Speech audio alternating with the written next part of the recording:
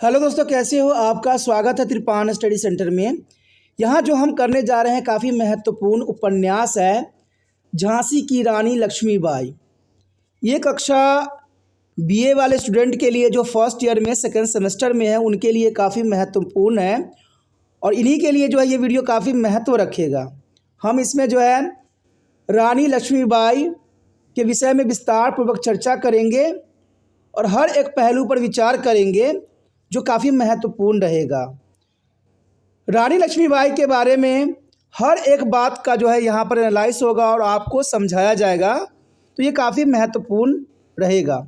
चलिए देखते हैं झांसी की रानी लक्ष्मीबाई की क्या गाथा है और इसमें जो है वृंदावन लाल वर्मा जी क्या कहना चाहते हैं। यहाँ पर जो हम कर रहे हैं झांसी की रानी लक्ष्मीबाई उपन्यास जो काफ़ी महत्वपूर्ण है। हमारे समक्ष जो अगला चरित्र आया है वह है राजा गंगाधर राव। देखा जाए उपन्यास के दूसरे महत्वपूर्ण पात्र राजा गंगाधर राव, देखा जाए तो झांसी के राजा गंगाधर राव झांसी के राजा हैं। गंगाधर राव जो है झांसी के राजा हैं और वह अपनी प्रजा से प्यार करते हैं और उनके सुख और कल्याण की सदैव कामना भी करते हैं। उन्होंने कहा था कि हमें झांसी के लोग बहुत प्यारे हैं, सुखी रहें, उसमें जिससे जो कुछ दिया है वह उसके पास बना रहे। एक अंतिम प्रार्थना, झांसी अनाथ न होने पाए। मरण समरण दशा में उनके मुंह से निकले ये शब्द इस बात का प्रमाण है कि वह प्रजा को बहुत चाहते थे। यानी मरते समय उन्होंने एक शब्द बोले थे कि अंतिम प्रार्थना उनकी थी कि झांसी अनाथ न होने पाए। ये महत्वपूर्ण उनकी प्रार्थना थी। राज्य में व्यवस्था बनी रहे और इसके लिए उनके चिंता सदैव बनी रहती थी। वो सदैव अपने राज्यों को और प्रजा के लिए चिंतित रहते थे। उनके कोई उत्तराधिकारी नहीं था, इसलिए वह दूसरा विवाह करते हैं कि उससे प्राप्त संतान राज्य के उत्तराधिकारी बनेगी और राज्य से अंग्रेज़ों के हाथ में नहीं जाएगा। अंग्रेज़ों का काम तो राज्य को हड़प कर अपना स्वार्थ सिद्ध करना था, न कि प्रजा के सुख देना था। देखा जाए तो ये महत्वपूर्ण बात है। कहते हैं कोई भी विदेशी यहाँ पर भारत में आते हैं तो उनका अपना हित होता है, अपना स्वार्थ होता है। वो प्रजा को कभी भी सुखी नहीं देखना चाहते। रानी को भी वह कहते हैं कि आप राज्य का प्रबंधन करना सीखिए, अच्छी व्यवस्था बनी रहेगी तो राज्य बचा रहेगा, अन्यथा अंग्रेज फिर इसे अपनी देख रेख में ले लेंगे। और ये महत्वपूर्ण बात यहाँ पर गंगाधर राव ने झांसी की रानी को कही। चलिए देखते हैं गंगाधर राव किस प्रकार पतिव्रत पति थे। राजा गंगाधर राव एक योग्य एवं पतिव्रत पति थे। लक्ष्मीबाई की पत्नी के रूप में प्राप्त कर वह धन्य हो जाते हैं। विवाह कृत्य से पूर्व ही वह उनकी सेवा में 16 दासियों को भेज देती हैं।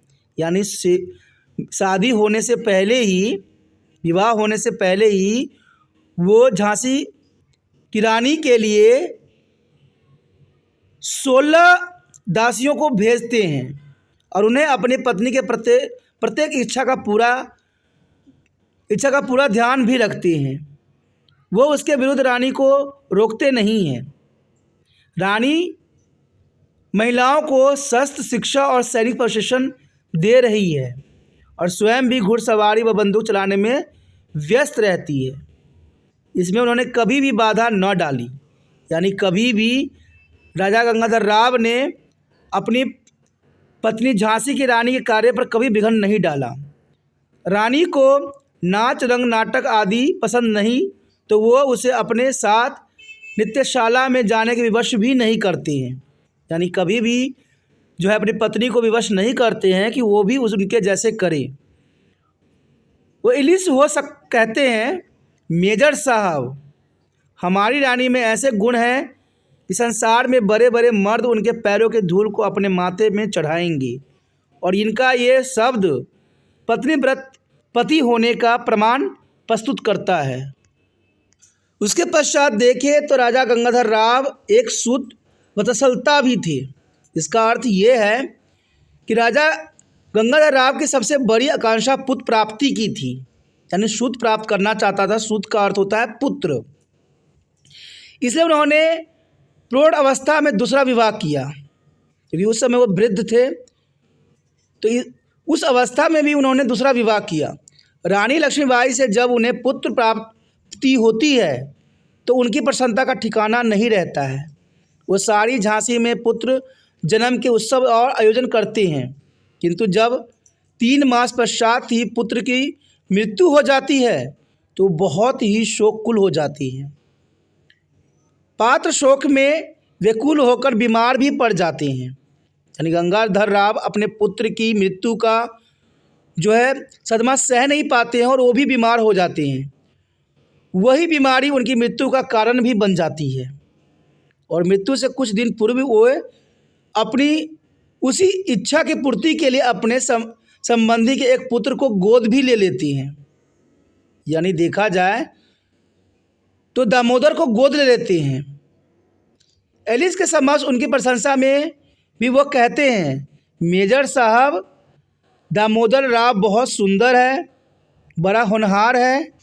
मेरी रानी सी माता पाकर वह झांसी को चमका देगा। देखा जाए तो वो अपने पुत्र की प्राप्ति में जो है लालायित होते हैं, और पुत्र की मृत्यु के कारण वो बीमार भी पड़ते हैं, और जो उनका मृत्यु का कारण भी बनता है। आगे देखें, गंगाधर राव पुरातन पंथी भी थे। राजा गंगाधर राव पुरातन पंथी थे, अर्थात पुराने विचारों को मानने वाले थे। पुराने विचार उनके मन में हमेशा रहता था। विवाह के बाद उन्होंने रानी के पर्दे की कैद में रखा। लेखक उनकी मनोवृत्ति की चर्चा करते हुए कहते हैं कि राजा गंगाधर राव पुरातन पंथी थे, और वो स्त्रियों को उस स्वाधीनता के हामी न थे जो उनके महाराष्ट्र में प्राप्त रही। दिल्ली लखनऊ की प्रजा के बंदेज को वह जानते थे, और उतना बंदेज वे अपनी रानीवास में उत्पन्न नहीं कर सकते थे, और यह भी उनको मालूम था। जनता की स्त्रियों मुँह उधेर फिरे, चाहे घूंघट डाले फिरे, इसमें उनकी उपेक्षा थी, परंतु अपने महल में काफ़ी पर्दा बरतते थे। वो दृढ़ पक्षपाती थे। राजा की इसी वृत्ति के कारण चंचल मनु के स्वभाव में व्यवहार में गंभीरता आ गई थी, और ये काफ़ी महत्वपूर्ण बात है। गंगाधर राव अदूरदर्शी भी थे। राजा गंगाधर राव को झांसी की रानी लक्ष्मीबाई के विवाह से पूर्व प्रशासन का अधिकार प्राप्त न था। यानी अंग्रेज़ों ने ये शर्त रखी थी, जब तक गंगाधर राव विवाह नहीं करेंगे उनको जो है शासन चलाने का अधिकार नहीं दिया जाएगा।